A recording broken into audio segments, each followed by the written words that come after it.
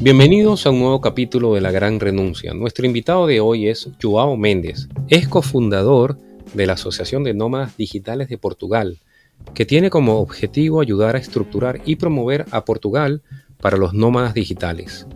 Es cofundador de Thriving Nomads, evento para los emprendedores online y nómadas digitales que buscan inspiración y apoyo práctico para tener un modelo de negocio o de trabajo de impacto positivo. También participa en la organización del Green Fest y Blue Fest, que es el festival más grande en Portugal sobre sustentabilidad, tanto en tierra como en mar. Y por si fuera poco, es gerente de proyectos en la Academia G, que es una academia donde se imparten cursos de sustentabilidad para brindar educación sobre este tema al público en general y a bajo costo. Bienvenidos a La Gran Renuncia, la vida y el trabajo en armonía.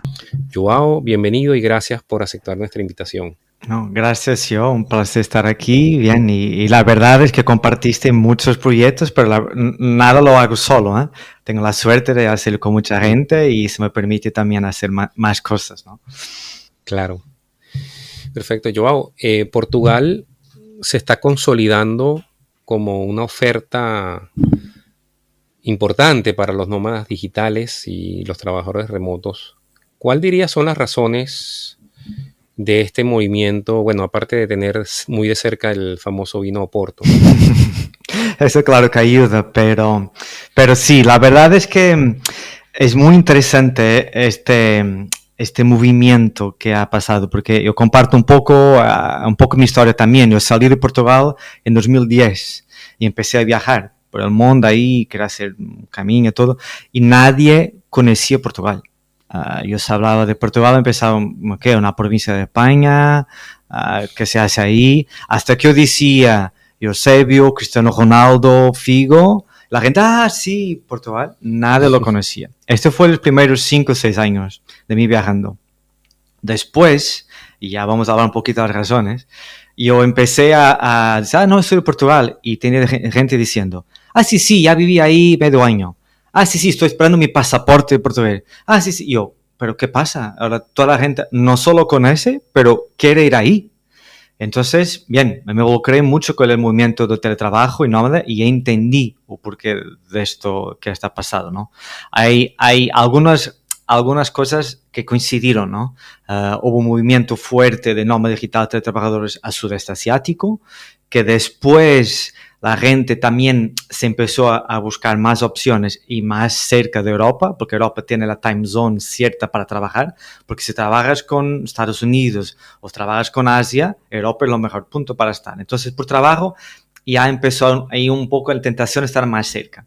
Pero después países como Portugal, también para competir en la Unión Europea, empezaron a tener algunas leyes que facilitaron los regresos o el ingreso de gente extranjera, ¿no?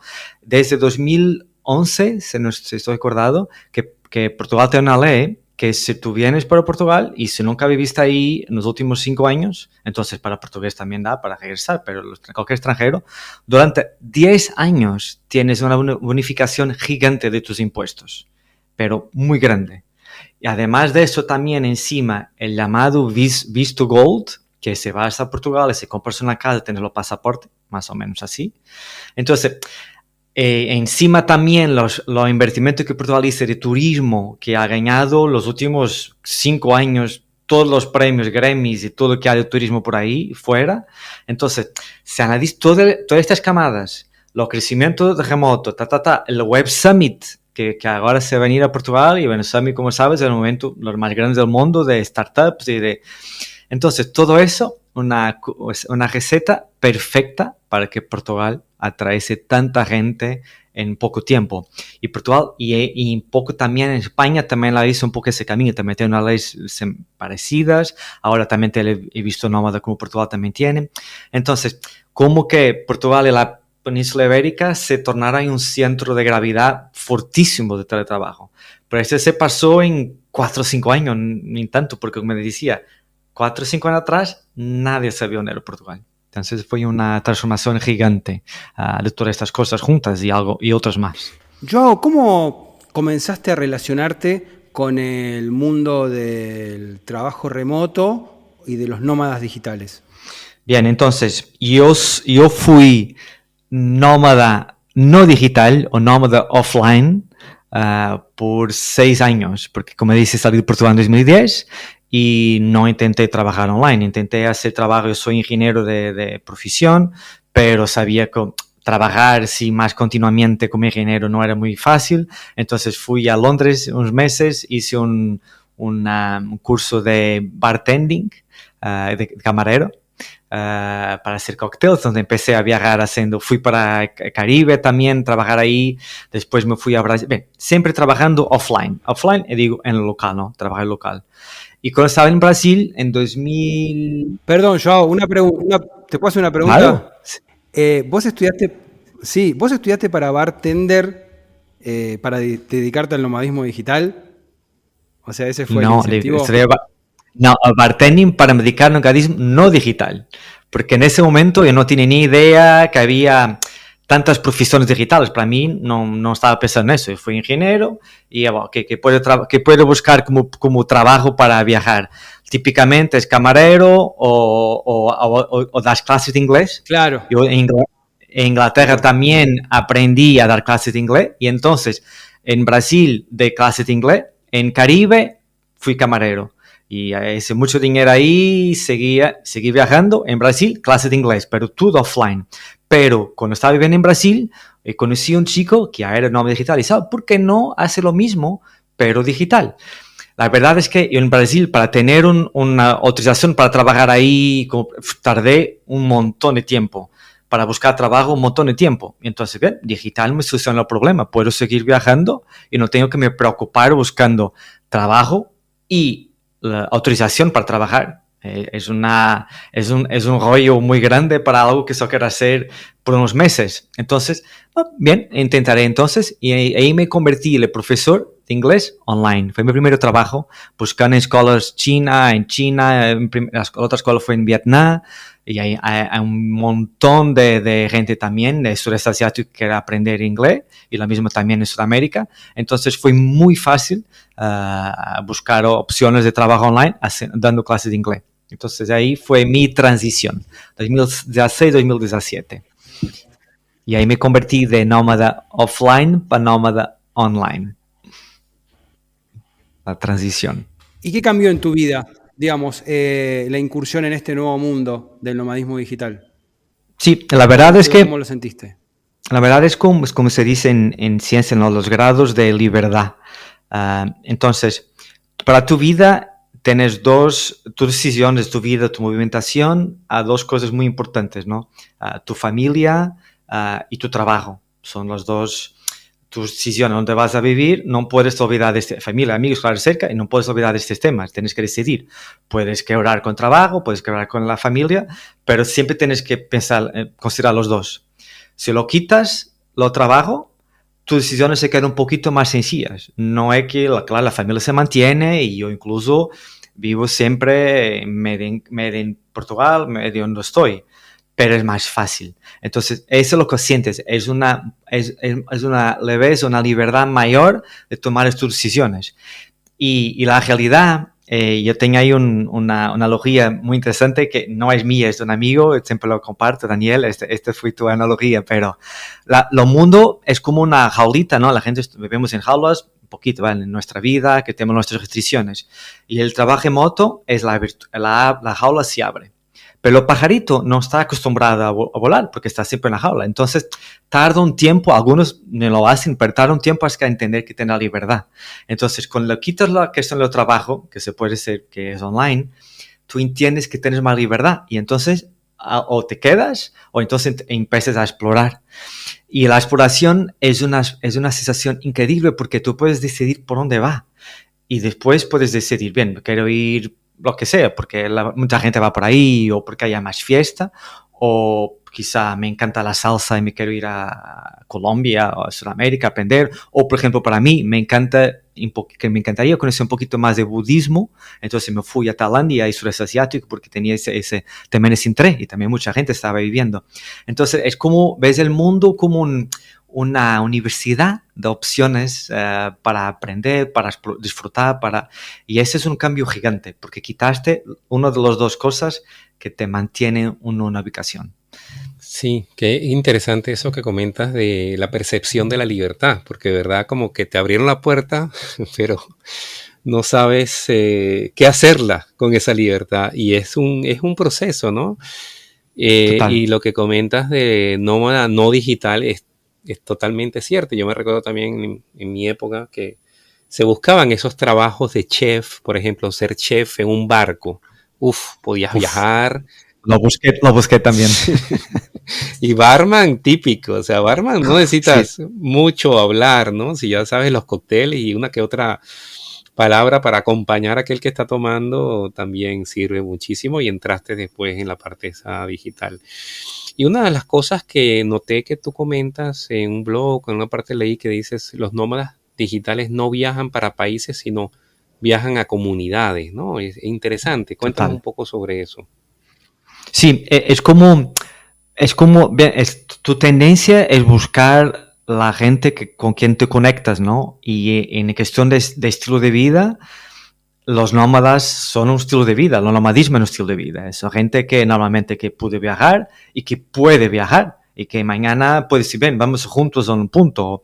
Entonces, hay las comunidades de nómadas se han creado muy, muy fuertes en principio en Sudeste Asiático, ahora ya en Portugal también, en España, en Buenos Aires también creciendo. Entonces, hay esos pockets, esos espacios de comunidades, y yo, por ejemplo, cuando me voy a vivir o hasta me cedido, por ejemplo, ¿por qué estoy a vivir en las Islas Canarias?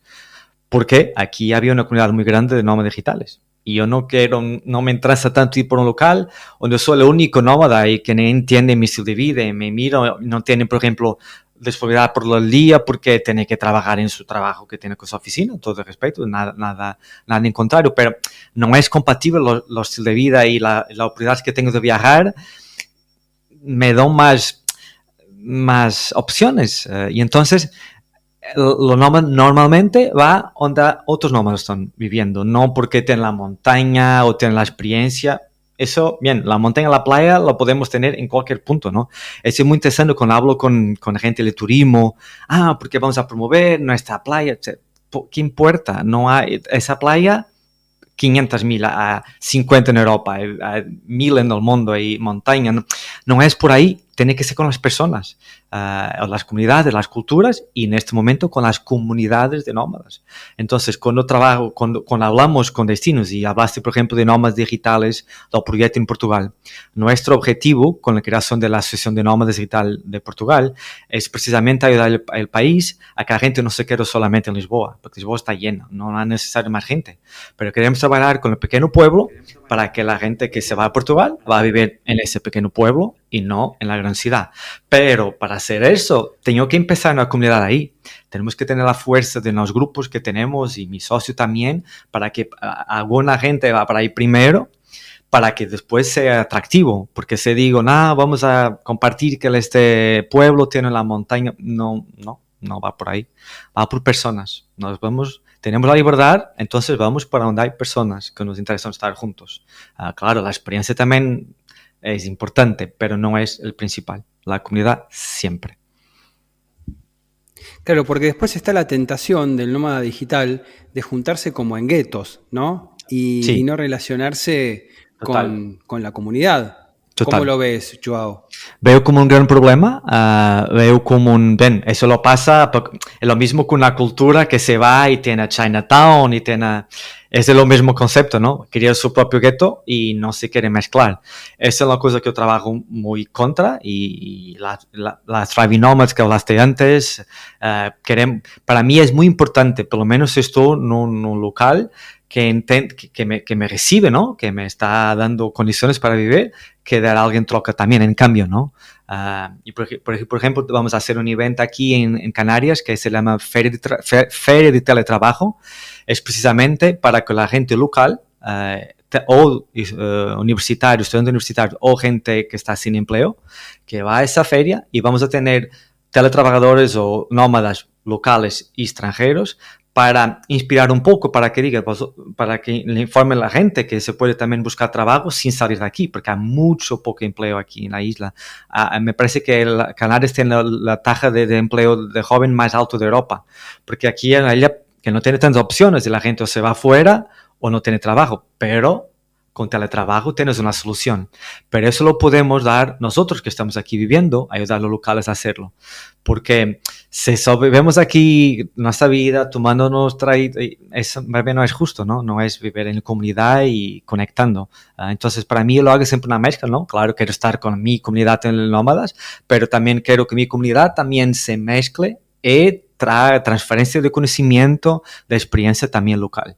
Y eso para mí es una llave para el futuro del nomadismo digital, porque si seguimos con guetos, la gente la va a querer que se van fuera y no hay sostenibilidad comunitaria que se mantenga. Pero para mí ese es, no tengo duda, es crítico que empecemos a ver en todas las comunidades así de esta forma.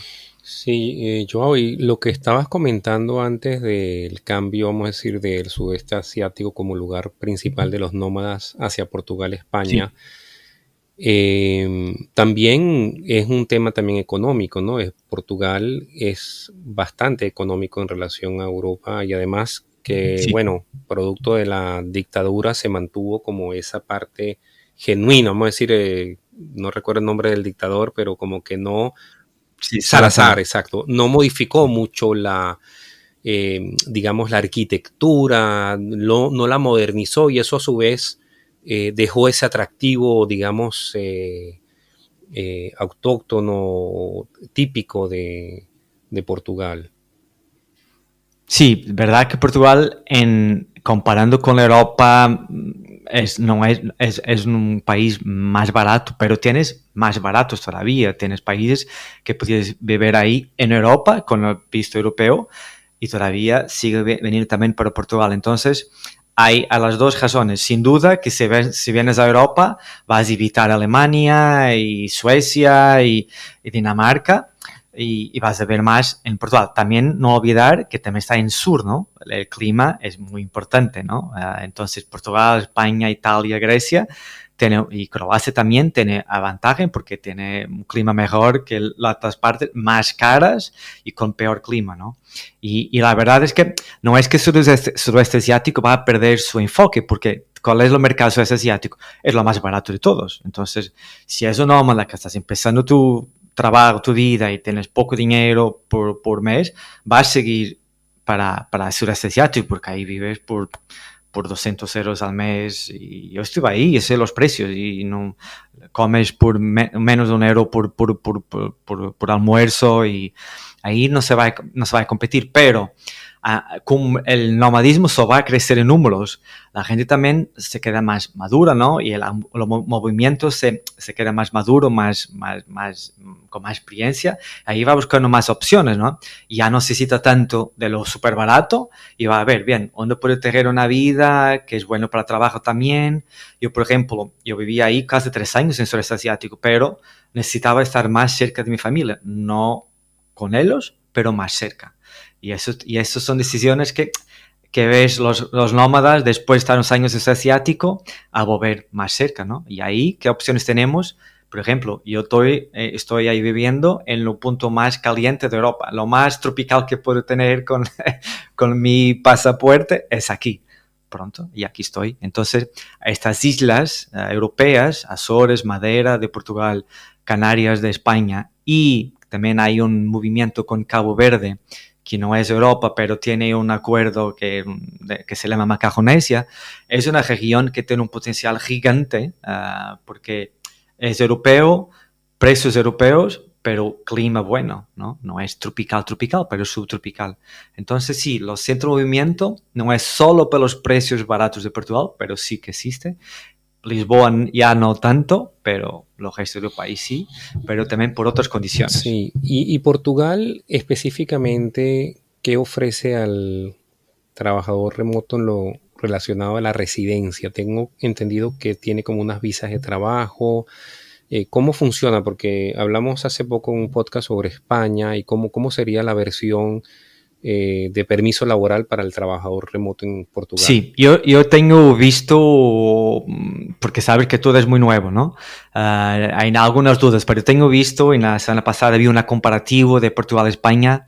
Lo que entiendo es que son muy parecidos. Portugal tiene un impuesto base 4% más bajo que España. Me parece que una es 21, otra es 25, una es 19, otra es 24, algo así. Pero después pagas un poquito más de seguridad social. Entonces, hay una ventaja poca, pero hay para Portugal, pero no es muy diferente. En España las ventajas de impuestos son vía la ley de startups. En Portugal es una ley diferente. Entonces, al final va a ser más o menos el mismo. Tienes un beneficio fiscal muy grande que tarda por unos años. En Portugal son 10 años, en España me parece que no hay límite. Y entonces tienes el visa para quedar ahí también. Los valores mínimos me parece que más o menos lo mismo, 2.800 un, 3.200 lo otro. Entonces, se ejecutaron bien lo de España, de Portugal más o menos por lo mismo. Hay algunos trámites que son diferentes, pero lo esencial lo logras lo mismo. Ok. En la parte de... Tú estás relacionado con lo que es la conferencia del Running Remote, Sí, creo, ¿no? sí, sí. Y va a ser este año en Portugal. En abril, sí. Hago parte de la organización, abril, sí. Sí. Ese es el evento más... No sé, perdón. Sí, No, dime. El evento más grande del mundo para B2B, ¿no? Business de teletrabajo, en que la idea es traer los directores de recursos humanos, los fundadores, los CEOs de las empresas que no tienen más conocimiento de cómo gestionar su empresa remotamente, ¿no? O que están en transición o que ya están haciendo y quieren. Entonces traemos ahí los líderes mundiales del tema y durante 2 días tenemos charlas, muchas workshops, muchos talleres, muchas cosas conectadas con el tema. El evento que se hace 5 años empezó en Austin, Estados Unidos, virtual durante la pandemia, Montreal en Canadá y ahora, claro, ha venido a Portugal y a Europa porque ahí estás en un centro también del tema, como estamos hablando. Joao, tengo entendido que hay aproximadamente unos 35 millones de nómadas digitales o trabajadores remotos, que es un peso importante, ¿no? Lo relacionado al efecto que puedan tener. Y tú que estás relacionado al tema de la sustentabilidad, pues quizás sea interesante cómo se puede organizar una cantidad de gente así hacia un movimiento, hacia un tema en común, ¿no? Sí, y la verdad es que ese número 35 millones es un número interesante y muy teórico, pero lo más importante incluso también es el potencial, ¿no? Porque como hablé antes de la jaula de la gente, que los teletrabajadores del mundo actual, que puede llegar como a 1 billón hoy, esos son potenciales nómadas. Entonces, 35 millones sí, pero mañana mucho más. Y con impacto mucho más grande, ¿no? La cuestión de sostenibilidad depende. Hay perspectivas que son positivas, ¿no? En teoría, y ese casi que se tiene que hacer un análisis de ciclo de vida. La gente que no tiene que ir a su oficina viaja menos, no necesita su coche, entonces tiene menos impacto, ¿no? Yo soy un ejemplo típico de eso. Ya no tengo coche hace 7 años. Vivo, trabajo de casa, a veces voy en coworking, pero camino hasta allá o llevo mi bici. Entonces, yo soy un ejemplo, pero hay otros, ¿no? Entonces, pero los otros que viajan más de avión porque son más nómadas, se quedan 2 o 3 meses. Sí, ese es un problema. Y ahí no hay estudio hasta ahora, y te digo, siempre que hablo de nomadismo o de sostenibilidad, dices, entonces tú hablas de sostenibilidad, entonces no viajas. Y yo digo, no, viajo sí, pero claro, tengo algunas opciones, intento viajar con vuelos más directos, intento algunos destinos que son más cerca, no tomo el avión, tomo un bus, un tren. Entonces, puedo hacer algunas cosas, pero claro, en esencial tú viajas un poquito más. como nómada. Como teletrabajador ya no es tanto así, y esta revolución lo permite que gente como yo, que se quede la mayor parte del año en un local y viaje muy poco, ¿no? Y no tengan coche. Entonces, no es un análisis así directa. Si es peor, si es mejor. Hay un equilibrio, un balance que no hay estudios que digan, no hay duda que la sociedad se quedó muy peor con todos estos nómadas. No hay. Entonces, a ver, esperemos por el mejor estudios científicos. Sí, porque también, a ver, el nómada digital, sí, es digital, como dices, viaja y todo eso, pero también es muy presencial, Sí, porque una vez que se queda en un lugar, esté en una interacción totalmente presencial, más cuando son, como dices, que se mezclan con la comunidad o están en zonas rurales. Entonces sí, sí, es verdad, viajan, pero eso está cambiando y también se está desarrollando mucho el tema del co-living y el co-housing, ¿no? Que sí, inclusive sin duda. familias están Total. considerando, bueno, vamos a un lugar a quedarnos a vivir un medio año, un año, 2 años. ¿Cómo ves eso en Portugal o en general el tema del Sí, cohousing, de co-living? sí, sí, sí, incluso volvemos otra vez al tema de las dos cosas que nos mantienen, ¿no? La familia y el trabajo. Si puedes traer toda tu familia y su trabajo ya no te limita, la libertad es total. Y ahí puedes seguir viajando y necesitas soluciones para eso. Pero también es muy importante, hablamos de la curva de maturidad de un nómada. Porque en principio, cuando tienes libertad, lo típico es quieres viajar mucho, ¿no? Porque no tenías esa libertad, ahora tienes, entonces quieres aprovechar lo máximo. Pero eso no es sostenible en muchos niveles. En financiero, claro, es mucho más caro seguir viajando todo el tiempo. Mental también, porque tú no puedes quedar 2 años, 3 semanas en cada punto, no tienes conexión, no tienes amigos, ¿qué pasa? Te queda loco. Entonces, ha sido un movimiento fuerte en principio de viajar mucho tiempo, pero después con el tiempo, ahí ves, no, necesito quedar un poquito más, o ya me gusta más ya estoy cansado de viajar, ya me gusta más, y ahí puedes quedar en la ciudad, en medio rural. Entonces, hay una evolución muy interesante de la comunidad que ahora se va sintiendo más, y entonces con la pandemia que aceleró la cuestión de las familias, gente que tenía trabajo ya de 40, 50 años arriba, y ahora puede viajar. Y ahí sí las soluciones están surgiendo, ¿no? Es la procura que genera la oferta, ¿no? Entonces, ahora tenemos cohousing y co-living, con tu está ahí Nacho también hablando con vosotros, ¿no? Que tiene soluciones increíbles y eso va a ver más. Porque la verdad, si quiero viajar con mi familia y si tengo todas las condiciones aquí preparadas, no quiero viajar con todos y empezar toda mi vida del principio y casa y... No, yo quiero los servicios que me digan, no, llegas aquí, tus papeles están hechos, ahí tienes tu casa, la escuela está ahí lista y ya. Y ahí me quedo 1 año, 2 años, 3 años, 4 años, 5 años.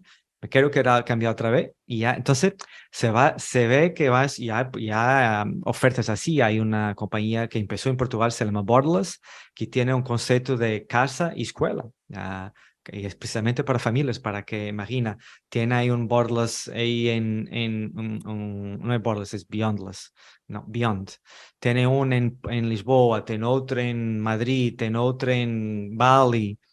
Te mueves con tu familia y la educación de tus hijos se mantiene, ¿no? Porque la escuela está conectada, es internacional. Entonces, sí, lo veo como clarísimo una necesidad porque es que el mercado está necesitando, porque se está quedando más maduro y gente más vieja y con sus familias está viajando cada vez más. La jaula está abierta. Sí, sí, ese desarrollo es lindo también, es correcto, como mencionas que hablamos con Nacho, que fue bien interesante la parte donde él dice que está inclusive considerando el tema de las escuelas, ¿no? O sea, porque es Claro. verdad que los niños viajan y quieren tener amigos, etcétera.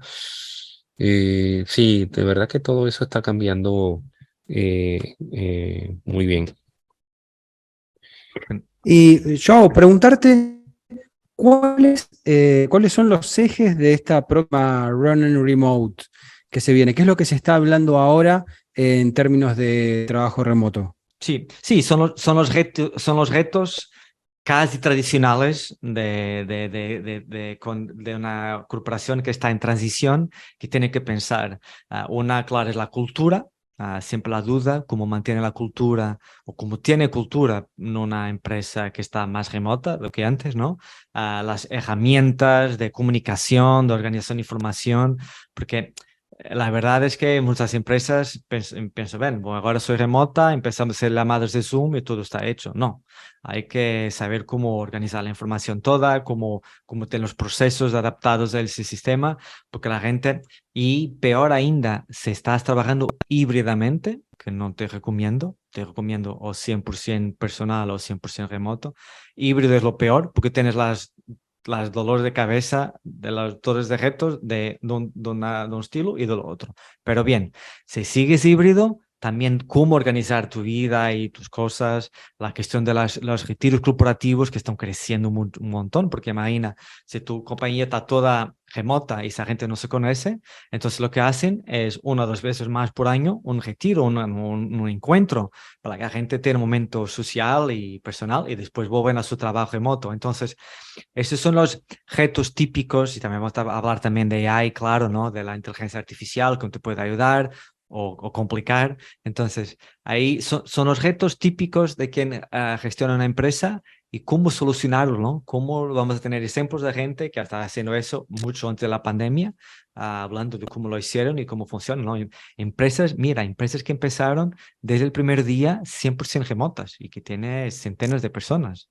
Este es valiosísimo porque tienes a alguien, porque una cosa es la transición, porque tienes tu metodología y tienes que cambiar. Es como ahora en la petrolífera, ahora tiene que ser renovable. Eso es muy difícil, tiene muy invertimiento en la forma.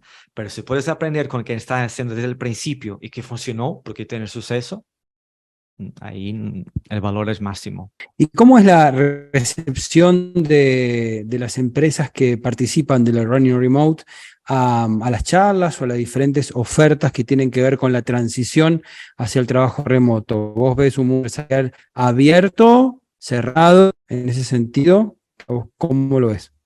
La verdad es que si vas a Running Remote ya no puedes estar con mente cerrada porque ya no estás pensando, ya estás viviendo. Y te digo también, ¿no?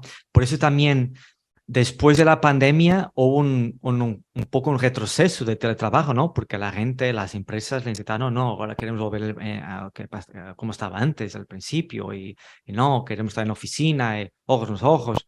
Pero, si tu competencia está 100% remota, tú vas a tener problemas de competitividad porque tiene menos costos, más agilidad, no hay duda que es más productivo remoto, ya está más que comprobado. Entonces, si tu compañía trabajó remota en la pandemia y ahora no, es una cuestión de tiempo, porque vas a tener, y tus trabajadores también, tuvieron una experiencia. Yo, por ejemplo, te doy un ejemplo, estuve en el Banco Santander, hablando con abrí la cuenta, toda, hablando con la chica, sí, porque estuvimos en híbridos durante la pandemia y tal, pero ya me acostumbré a estar más tiempo en casa, entonces estamos haciendo ahí y vamos a intentar proponer 3 días en oficina, 2 días en casa, porque a la gente le gustó. Entonces, esto va a ser es un cambio, una revolución que eso va a seguir creciendo más. Y entonces, quien va a la remote, gente que ya o está en la transición o ya lo hice y quiere aprender cómo hacer mejor y lo hace, claro, con las charlas, pero más importante con networking, ¿no? Es un evento diseñado, fue creado para tener mucho networking. Las charlas son importantes, claro, pero los contactos, las conversaciones, los momentos de contacto, que los eventos presenciales son mejores, claro, que los virtuales para eso, es lo que hace el remote, porque de contenido tienes mucho contenido virtual, online, ya tienes mucha gente hablando, ¿no? Entonces, es la mezcla de contenido bueno y el network, el contacto personal que lo hacemos en Running Remote y ahí las empresas, bien, siempre salen contentos, ¿no? Y Robert ha estado en Montreal, imagino que tiene también lo sentí un poco la experiencia de eso, la gente con ganas de compartir y bien, y con ideas a veces un poco más fuera de lo que lo imaginaste, pero con suceso, ¿no? Y eso es lo más importante, compartir un poco tu suceso. Claro, sí, inclusive me habían dicho, la gente me comentaba, bueno, pero si es remote, ¿por qué vas presencial a una conferencia? Pero lo que dices, ¿no? La parte de networking sin duda se disfruta y se aprende un montón y se ven las experiencias de las diferentes Sí, empresas y la oferta que tienen, porque hoy en día se está ampliando mucho al tema de los tags, de cómo contratar a una persona, digamos, formalmente que vive en otro país, como entonces hay mucho, sí, mucho movimiento y también empresas, como comentaste, que están sí. organizando lo que son los retiros. Ese es muy importante, ese reto también que me olvidé de hablar, de los impuestos, la contratación. Por eso tenemos muchas compañías que se llaman EOR, que son las empresas que contratan gente para ti, para que no tengas que abrir una agencia en Portugal, en Indonesia, lo que sea, que te ayudan a hacer un poco a buscar talento y trabajadores sin la cuestión de la ubicación. Sí, sí, eso es muy importante. Y también complementando la cuestión de, debería ser remota, pero no, tenemos que aprender la lección, lo mismo con la inteligencia artificial, no funciona sola, funciona junto, entonces tenemos que tener lo mejor del virtual y lo mejor del presencial, lo mejor de ahí, pero con humano junto, ahí es la mejor combinación, entonces algunas cosas se hacen presencial, sin duda, y las otras remotas, no 100 a 100 los lados. Sí. Sí, estoy de acuerdo contigo plenamente en el tema del híbrido, que no es ni una cosa ni la otra, y creo que es parte es un temor del cambio, ¿no? Como decir, cuando dejan probar Sí, el total. agua, de a poquito a ver si está muy fría o qué. La transición, así, a ver Sí, si la me gusta. transición. Sí, porque también hay, a ver, el híbrido, lo que yo llamo también como el híbrido remoto, que son esas empresas que pueden en algún momento reunirse no en una oficina, pero en un coworking, y bueno, tienen la reunión de la oficina Sí, un de manera, momento, pero no dos sí, días a la semana, todas las semanas, que ahí no tiene los beneficios del trabajo total, ¿no? Porque ahí no puedes ir vivir un mes para Sur de España o México o que sea. claro, exacto. Si tienes el concepto híbrido, pues y sigues viviendo en la ciudad o cerca de donde está la compañía. Sí, Y la generación Z, ¿no? Como dices que personas, sobre todo los jóvenes, creo, que han experimentado esta libertad como que no quieren volver atrás. O sea, creo que es un reto para las empresas, ujú. aquellas que se resisten, como dices, la competencia que van a tener, porque Si hoy la vas a gente, una entrevista de empleo y vas a preguntar, bien, ¿cuál es tu política de trabajo? No tenemos. Bien, entonces, hasta luego. No, no, no, no lo veo, no lo veo. Cuando tienes la alternativa, tú das valor a la libertad, ¿no? Y si no tienes o sea, no estás pensando, vas a perder la gente. No hay, así es. no hay duda. Sí. Ya está pasando, ¿no? Yo tengo Yo, amigos ahí. nosotros, Sigue, sigue. perdón, nosotros siempre, para cerrar la nota, preguntamos a nuestros invitados si hubo algún libro, algún texto, algún autor, inclusive algún video, película, algo que a veces te inspira, ¿no? Te inspira a seguir nuevos caminos, a descubrir nuevos mundos, a ver nuevas formas, en este caso de trabajar.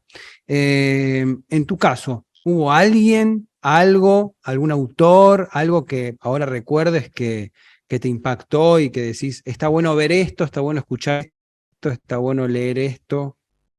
Hmm. Entonces, bien, el Run Remote ha lanzado un libro ahorita y tengo que hablar también de ese.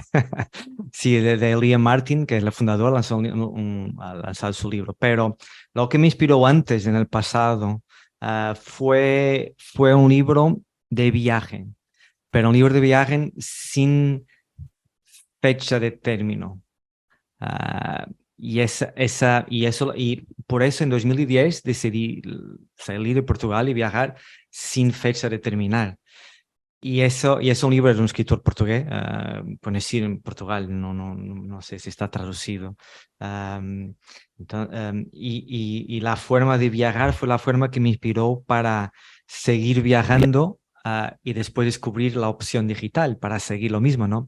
La sensación que tuve en principio cuando empecé a viajar offline, lo mantuve, porque mira, yo empecé a viajar offline con el plan de, bien, es un año y medio, 2 años, lo que sea, y después vuelvo a mi vida o a la vida que tenía. Ese fue el plan original.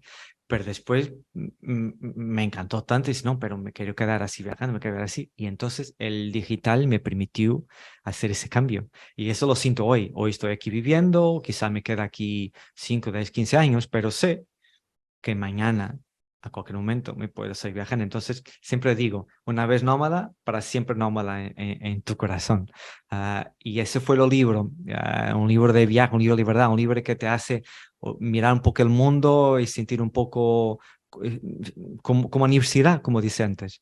No tengo así ningún libro actual que me diga, no, eso lo lees y te vas a sentir inspirado por la trabajo remoto. No, lamentablemente no tengo, imagino que haya, pero no. Para mí fue un libro de viajar libre. Y para mí es el tema, es libre. Y la verdad es que Running Remote es una conferencia a 25 de abril en Portugal, que es nuestro Día de la Libertad, cuando terminó la dictadura. Qué No bien, hay qué bien. coincidencias. Sí. Sí, estaba el libro este Running Remote de Liam Martin, sí, lo Sí, recomiendo también. sí, Toca mucho el tema de lo asincrónico en la relación laboral, que total. es todo un mundo, ¿no? Ese es muy interesante. Ese es el reto y es lo que me gusta más del tema del teletrabajo, es trabajar asíncronamente, no tener llamadas, tener todo muy bien documentado, tiempo de respuesta de 24 horas. Entonces, si haces una pregunta a alguien, a algún parcero de tu trabajo, tiempo de respuesta puede ser 24. Eso cambia mucho tu vida y si lo haces bien la productividad se mantiene o sube y tienes una calidad de trabajo mucho más grande. Incluso puedes trabajar toda la noche si quieres porque te gusta más. Y con el tema del asíncrono, que ahora lo pusiste acá arriba de la mesa, y está muy bueno, ¿cómo te manejas con el tema de la ansiedad? Porque una de las cosas de lo asincrónico que venimos arrastrando del micromanagement es el tema de no recibir la respuesta ya, no me contesta, hay un peligro, hay un miedo. ¿Vos lo viviste eso en los grupos donde estás trabajando? ¿Cómo pasaste por esa experiencia? No.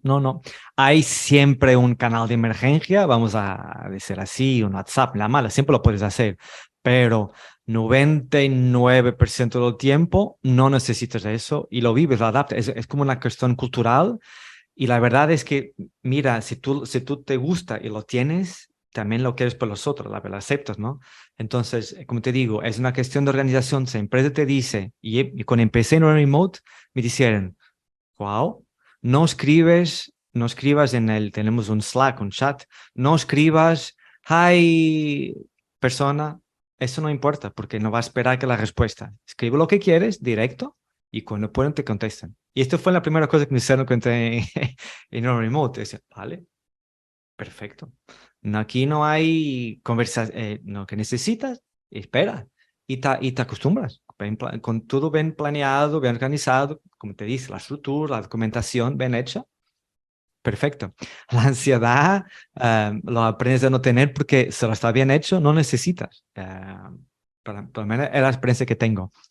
Y te recuerda también que teletrabajo, mucha gente dice, pero el teletrabajo no es para todos, porque a la gente le gusta a las personas. Pero no olvidemos que el trabajo presencial también no es para todos. Y mucha gente tiene ansiedad y dificultades en su oficina y ansiedad, y el teletrabajo soluciona. Entonces, siempre pensar que a los lados de las cosas y el trabajo soluciona el problema social para mucha gente. Entonces, yo no lo veo la ansiedad como un problema, al contrario, después que aprendes, también pasa para ti, ¿no? Si te pregunto algo, no tienes ansiedad de respuesta, sabes que puedes tardar y ver las cosas con más calma, tranquilidad, estar cierto de lo que vas a contestar. Si estás en un ambiente de mensaje, tú estás en presión. Entonces, me parece que funciona más del contrario. Es muy interesante porque esto del trabajo remoto y teletrabajo se da a nivel universal en todo el mundo, pero parece como que hay personas que tenemos características similares que de repente, por toda la gente que hemos estado entrevistando, encontramos el tema del trabajo de remoto y decís, esto era lo que yo venía buscando y no encontraba. Y pasa en Argentina, México, Estados Unidos, Inglaterra, Portugal. Asia, y es algo humano, parece, ¿no? ¿Vos cómo lo ves? Sí, no, total. Y hablaste de un tema tan importante, la gente de todo el mundo muchas veces me estás durmiendo, entonces también es importante trabajar síncrono para equipos que son globales, ¿no? Porque tenemos llamadas, intentamos tener una llamada semanal, pero es muy temprano para una persona, muy tarde para otra. Entonces, ese también es un tema importante a tener, la cuestión de la globalidad de la comunicación.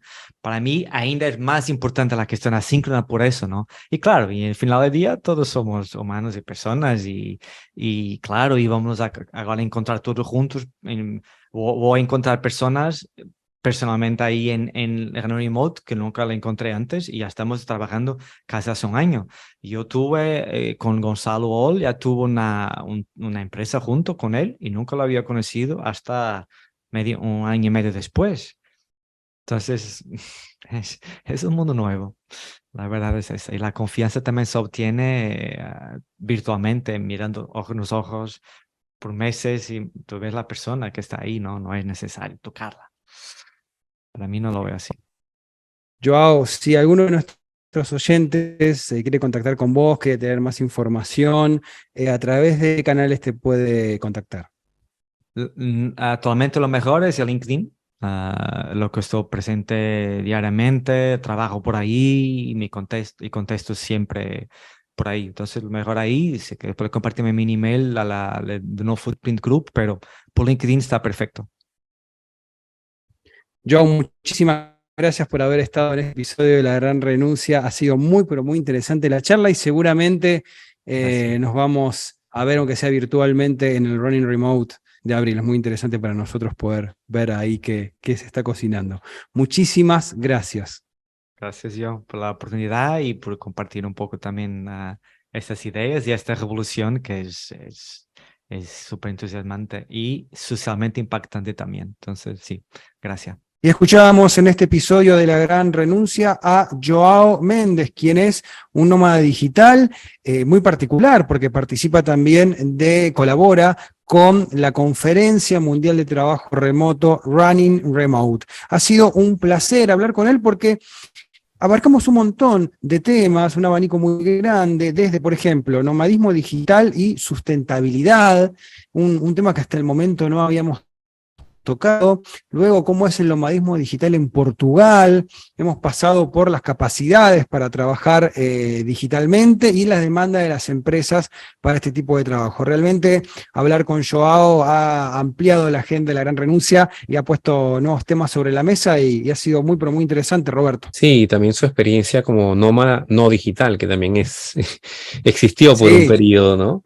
Y sigue existiendo, sin duda. Hay gente que viaja y no necesariamente tiene que trabajar internacionalmente ni nada, pero es buena esa fase interesante que muchos pasamos por eso. Claro, y nos recuerda un poquito, ¿no? De dónde venimos y esa sensación uno siempre tuvimos de querer conocer nuevos países, nuevas culturas y ver el cómo. Bueno, hoy el trabajo remoto nos plantea una herramienta quizás un poco más accesible para poder ir de un lado para el otro.